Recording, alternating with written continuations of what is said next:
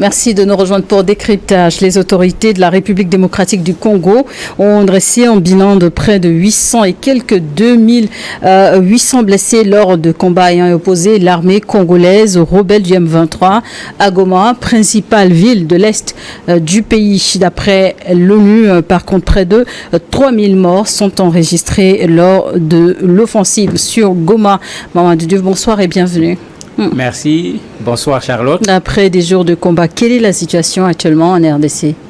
Il y a une situation qui est double. Au niveau de Goma, la vie semble reprendre son cours puisque après une attaque victorieuse, le M23 a obligé les populations à revenir. Parce qu'ils n'ont pas demandé les populations à revenir, ils ont obligé les populations à retourner au niveau de leur maison. Pendant un temps, le M23 avait déclaré un cessez-le-feu unilatéral pour des raisons humanitaires.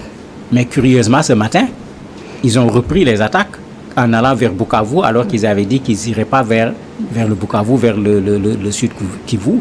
Ils ont fait des attaques et ils sont pratiquement à 100 km au niveau de Bukavu. Donc, du côté de Goma, on est là en attente certainement d'une contre-offensive des forces armées de la République démocratique du Congo. Mais de l'autre côté, ils sont en train d'avancer à nouveau pour aller vers Bukavu. Et vu la situation a été explosive ces derniers jours, et vu le nombre de victimes, les organisations humanitaires craignent une épidémie au Congo alors que Goma continue d'enterrer ses morts. Oui, Goma continue d'enterrer ses morts avec un chiffre qui augmente de façon hallucinante. On parlait d'abord de 300 morts, 700, 900. Quand les Nations Unies ont parlé aujourd'hui, on parle de 3000 morts. Et quand ils parlent, c'est quelque chose de documenté, puisque sur ces 3000, les 2000 ont été en bonne et due forme enterrés. Pour ceux qui ont regardé les images, vous avez vu les gens de la Croix-Rouge ramasser les corps dans les rues, mettre dans des sacs blancs, enterrés dans des fosses communes. En même temps que ce travail est fait pour des raisons de salubrité publique, il y a un travail de recensement qui se fait avec ces corps. Mais ça fait que cette offensive a fait énormément de morts et ça se comprend. N'oublions pas que Goma était la plus grande ville dans la zone avec pratiquement 1 million d'habitants. Mais à chaque fois que le M23 avançait, les populations venaient se réfugier au niveau de Goma. Et quand on dit réfugiés, vous avez des gens qui ne sont pas dans des conditions leur permettant d'avoir le minimum en matière de protection.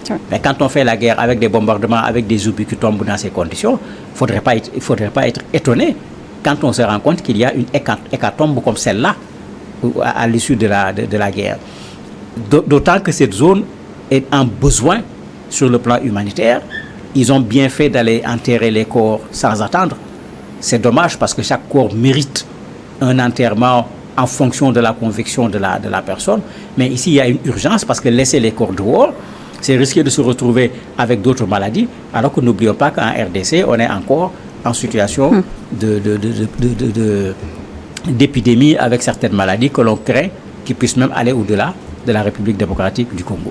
Et l'urgence également, selon les autorités sanitaires, c'est le manque de poches de sang qu'il faudra pour satisfaire la demande de plus de 5000 actuellement pour prendre en charge les blessés. Oui, quand on a vu les responsables de l'hôpital parler pour dire que bon, vous avez deux catégories de blessés qui reçoivent le plus, ceux qui sont blessés par balle et ceux qui sont blessés par les obus. Généralement, avec ce genre de blessure, le patient perd beaucoup de sang. Il a besoin de sang. Il y a quand même une campagne qui se fait au niveau de Kinshasa. Il y a beaucoup de militaires qui sont blessés, parce que même dans la campagne, ils ont dit que c'est pour les militaires en priorité. Mais quand vous regardez le médecin nous ramener ce discours qu'on avait vu à l'époque de Covid dans un certain nombre de pays, ils disent que devant les patients, ils sont obligés de choisir. Parce qu'ils ne peuvent pas traiter tout le monde, ils prennent ce qui semble être dans la mesure qui semble être plus proche d'un traitement qui permet d'une guérison que certaines personnes qui sont dans une situation désespérée, parce que l'hôpital est déjà surchargé. Le nombre de malades reçus, quand vous regardez les images, les gens sont pratiquement couchés par terre, en train d'être aidés par un service de santé qui est totalement débordé. Et ça, c'est c'est le malheur de la guerre, parce qu'aucune guerre n'est propre, mais celle-là est particulièrement sale. Goma a été en champ de bataille avec des charrons, des tirs d'armes lourdes et légères sur les civils, a déclaré le porte-parole du gouvernement congolais Patrick Muyaya, affirmant que l'horreur qui a été vécue à Goma est intolérable. Mais où en est la médiation, justement? Mais la médiation n'a pas donné de résultat puisque la dernière médiation n'a pratiquement pas eu lieu. C'est celle qui avait été menée par le Kenya et qui espérait pouvoir regrouper le président du Rwanda et le président de la République démocratique du Congo. Cette médiation n'a pas eu lieu. Il y a une autre en cours pour le samedi prochain où vous avez deux organisations de la zone, les pays de l'Afrique de l'Est et les pays de l'Afrique du Sud, de l'Afrique australe. Et qui doivent se tenir à Dar es Salaam en Tanzanie. Tout à fait, qui veulent se mettre ensemble pour essayer de voir comment trouver une solution. Parce que qu'on n'oublie pas que la RDC est frontalier à un très grand nombre de pays où il y a des risques également d'instabilité. Aucun de ces pays n'a intérêt à ce que la RDC soit déstabilisée.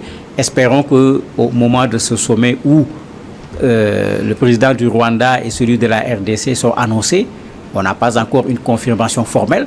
Espérons qu'en ce moment, il sera possible de trouver ne serait-ce qu'un début de solution à cette guerre qui n'a que trop duré dans cette zone parce qu'elle revient, mais elle est là depuis plus de 30 ans. Sommet extraordinaire des conjointes de la communauté des États de l'Afrique de l'Est, EAC, la communauté de développement de l'Afrique australe, SADC.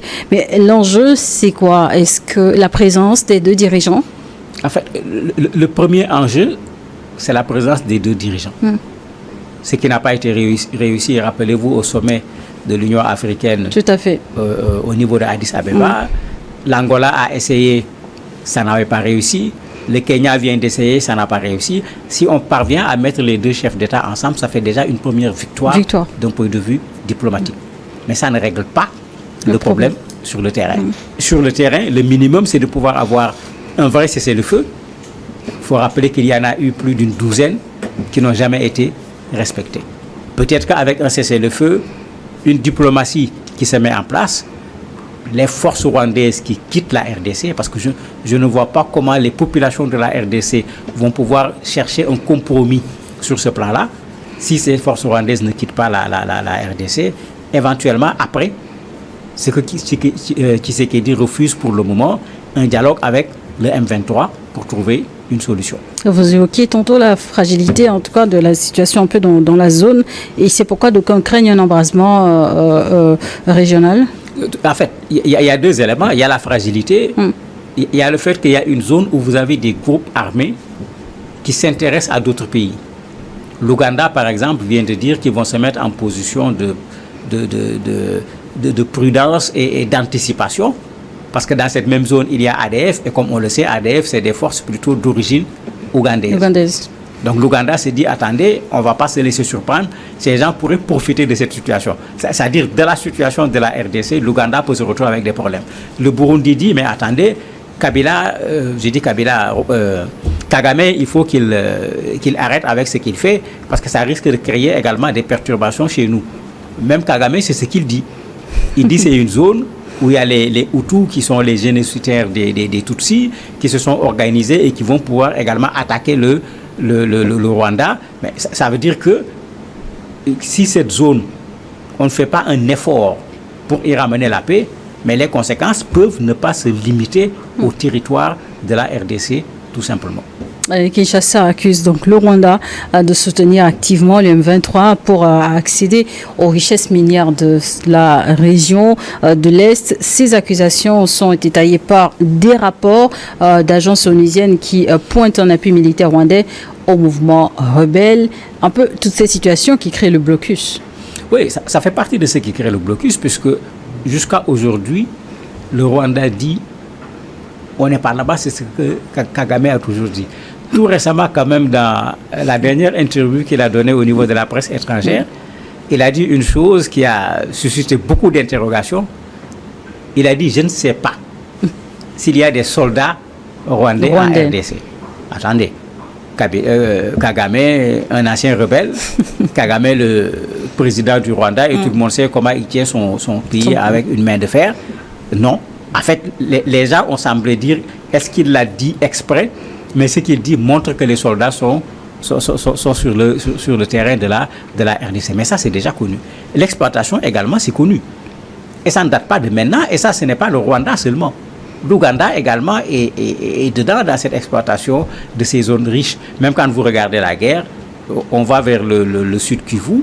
En allant vers le sud Kivu, la ville qui a été prise aujourd'hui, c'est également un espace qui est extrêmement riche en minerais, de sorte que les gens s'interrogent, est-ce que c'est une guerre pour les minerais qui sont dans cette zone? Et ça, les rapports de l'ONU, effectivement, l'ont dit depuis fort longtemps. N'oubliez pas qu'à un certain moment, il y avait même une plainte contre Apple, puisqu'on considérait que vous allez acheter des minerais au niveau du Rwanda, alors que le Rwanda ne possède pas ces minerais. D'autres organisations même sont accusées de soutenir des groupes armés qui exploitent sur place les minerais et qui les revendent à des multinationales. Mais vous voyez que c'est un vrai bourbier, cette zone-là, et il faudrait qu'avec le sommet conjoint qui va se tenir en Tanzanie, qu'on espère trouver une solution avec un appui fort, au moins de l'Union africaine. Et cette situation crée des tensions entre le Rwanda et l'Afrique du Sud? Oui, ça crée des tensions, puisque vous avez dans les médiations antérieures, il avait été décidé de mettre une force d'interposition, une force qui devait superviser le retrait du M23. L'Afrique du Sud est venue soutenir la RDC et ce n'est pas la première fois. On se rappelle qu'avec le M23, le même M23, l'Afrique du Sud avait prêté main forte à la RDC pour vaincre ce même M23 en 2012. C'est quelque chose qui revient tout simplement. Et l'Afrique du Sud n'y est pas seule. Malheureusement, il y a des morts parmi les soldats sud-africains, ce qui a créé un débat en Afrique du Sud, obligeant le président sud-africain Cyril Ramaphosa à élever la voix.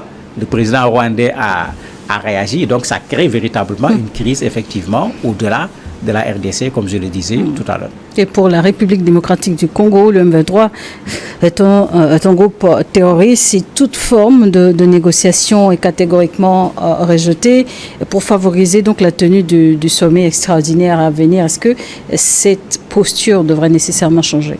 Mais pour le moment, cette posture va difficilement changer.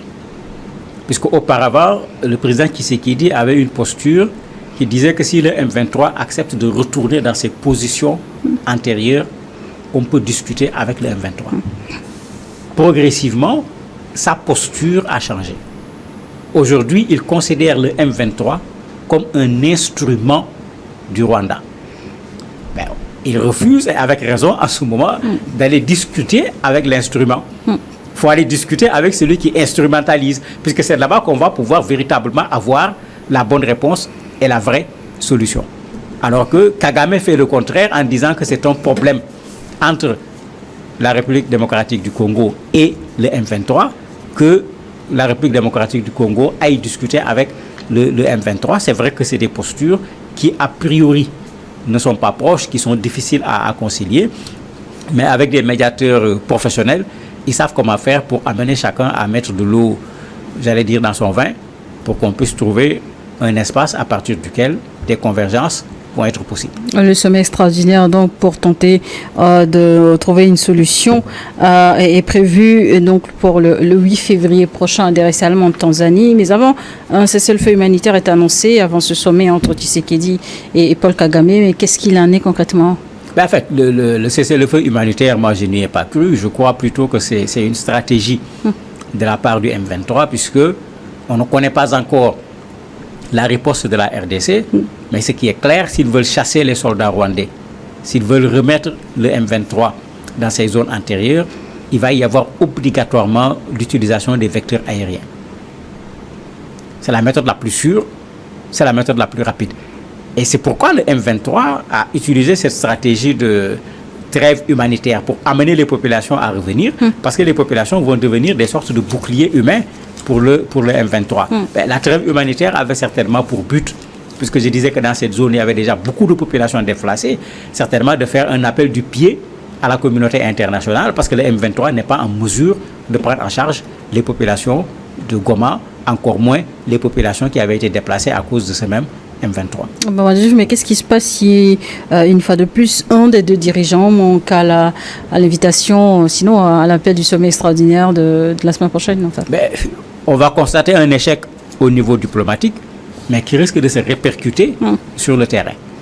Parce que pour le moment, on ne sait pas trop si les deux seront là-bas ou qui sera là-bas parmi les deux. Il n'y a pas encore quelque chose de très formel sur la présence des deux présidents, bien qu'il y ait un gros espoir sur leur présence à ce sommet. Mais quand on ne règle pas ce problème sur le terrain de la négociation, il sera réglé sur le terrain de la guerre. Cette rencontre est donc cruciale pour l'avenir des pourparlers.